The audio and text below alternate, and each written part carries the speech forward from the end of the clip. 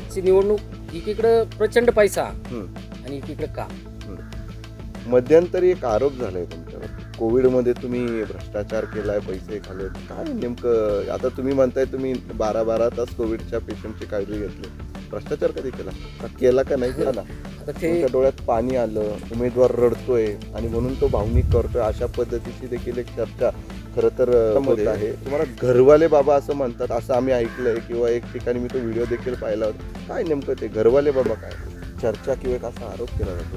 ही निवडणूक वकुलेंच्या अस्तित्वाची निवडणूक आहे, अशा पद्धतीचा एक आरोप केला जातो. आणि ती जागेचं 5 जानेवारीला डॉक्युमेंट केले आणि त्या पैशावरती आज ते निवडणूक लढणार. मग तुम्ही सांगा, जर तुमचे कष्टाचे पैसे असतील, तुम्ही सांगा, माझं घर आहे आज इथं, मी शेतकरी कुटुंबात, माझं घर पात्राचं, माझी परिस्थिती सर तुम्ही पाहता इथं. मी काय आता तुम्ही आलाय काय तुमच्या नजरेतून काय सुटणाऱ्या गोष्टी नाही, परंतु मी त्या लोकांना फसवलेलं नाही आत्तापर्यंत. मी कुणाच्या बहिणीचे हिस्से मारून घेतले नाही, मी कुठलं लिटिगेशन केलं नाही. जर लिटिगेशन केलं असतं तर आज तुम्हाला इथं इमारत दिसली असती, त्या इमारतीच्या तुम्ही आलिशान वरांड्यामध्ये ही मुलाखत घेतली असती, ही अशा ठिकाणी नसती घेतली.